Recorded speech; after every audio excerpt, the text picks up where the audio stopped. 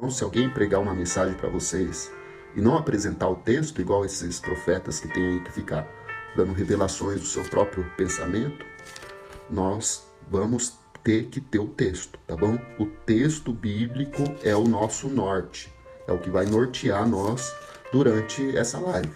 Eu tenho certeza que você vai sair daqui edificado. Talvez você não vai escutar aquilo que você quer ouvir, mas com certeza você vai escutar aquilo que você realmente precisa ouvir, tá bom? Mateus capítulo 23 e 24. Irmãos, eu estou trazendo alguns estudos sobre os Salmos, mas eu vou continuar trazendo, tá bom? Mas eu vi que a gente tem uma necessidade muito grande de se preparar para a vinda de Jesus, tá? E tomar muito cuidado com os falsos religiosos que vêm colocando fardos pesados na costa dos irmãos, mas eles também não praticam a palavra, tá bom? Vamos lá, Mateus capítulo 23. Então Jesus falou às multidões, então era para todos, e para os seus discípulos, ou seja, a mensagem de Cristo. Paz, irmã, seja bem-vindo. A mensagem de Cristo é para todos, incluindo os discípulos, tá bom? Ele começa assim: na cadeira de Moisés assentaram os escribas e os fariseus. Escribas eram as pessoas que copiavam os textos bíblicos, e os fariseus eram aqueles que aplicavam os textos bíblicos na prática. Mas eles aplicavam os textos, mas eles mesmos não praticavam, como a gente vê no dia de hoje. Pessoas pregam a palavra para você, mas nem sequer com o dedo pratica aquilo que eles ensinam.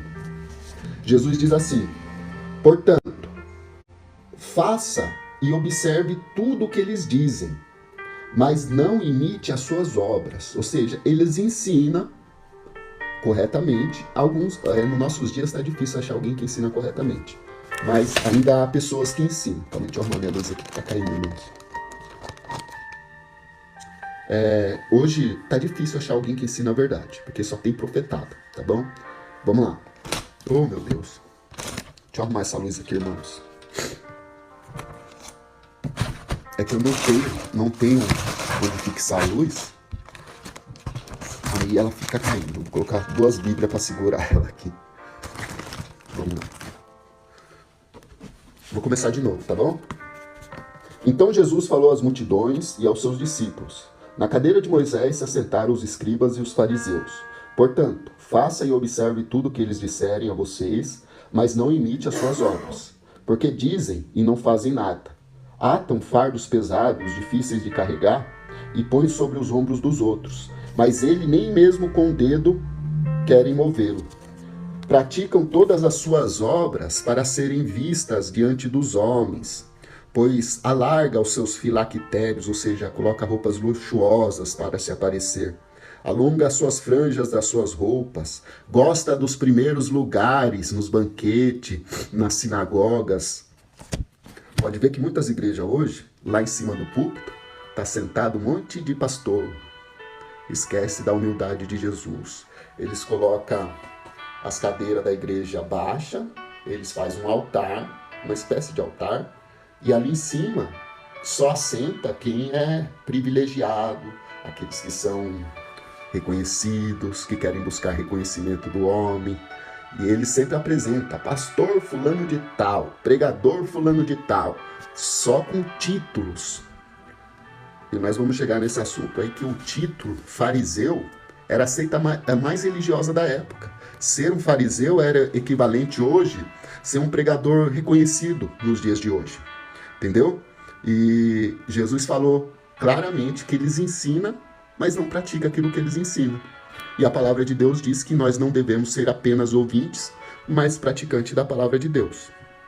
Olha o que eles fazem. Eles praticam todas as suas obras a fim de serem vistos pelos homens, quebrando o princípio que Jesus colocou. Quando você fizer ao bem a alguma pessoa,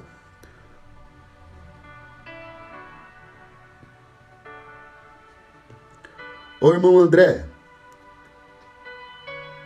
a que igreja que você fala? É a igreja, o templo?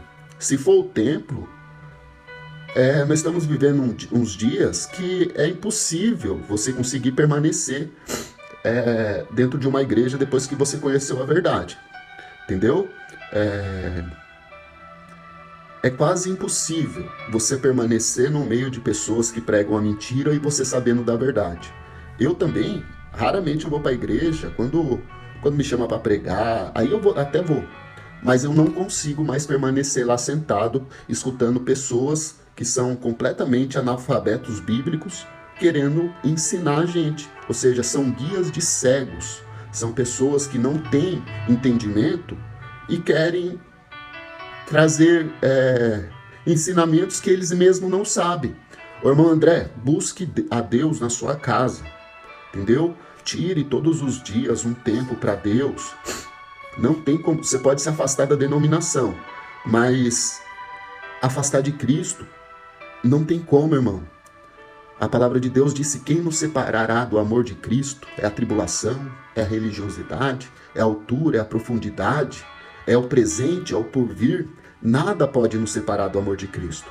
Daí as pessoas colocam na nossa mente que quando você deixa de frequentar aquele grupinho, você se afastou de Deus. Isso é um engano, irmão. Não tem como se afastar de Deus.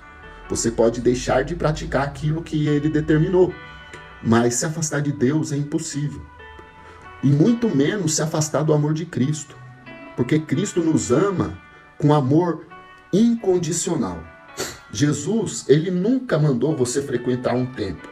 A gente frequenta um templo porque o templo seria um lugar para você aprender a palavra, como uma sinagoga. Lá nas sinagogas da época de Jesus, eles iam para estudar a Torá, estudar as Escrituras. Mas o próprio Jesus condenou eles por eles estudar as Escrituras, mas não praticar as Escrituras. Então, para você voltar para a igreja de Cristo, que a igreja de Cristo não é um templo, é só você voltar a praticar a palavra, irmão. Ter uma vida de oração, cumprir os princípios bíblicos. É bom você encontrar uma igreja que realmente ensina a palavra de Deus, entendeu? Que vai te orientar, que vai te acolher, porque hoje em dia as denominações, eu já fiz parte das denominações, eu já sentei ali com eles, entendeu? Eu sei muito bem como que eles é. Eles não estão preocupados com as almas, eles estão preocupados se a igreja vai estar cheia para que a contribuição seja maior. Quando você se afasta, ninguém vai atrás de você, mas Jesus, Ele é o bom pastor, que Ele não abandona as ovelhas, tá? Ele dá a vida pelas suas ovelhas. Então, não se sinta afastado da igreja, porque não tem como, tá? Ô irmão, comece a buscar Deus em casa. É isso que eu fiz. Se eu estou frequentando um lugar que eu estou vendo que eles estão me ensinando errado, eu tenho que sair desse lugar, infelizmente. A igreja que deveria ser de Cristo não fala mais de Cristo.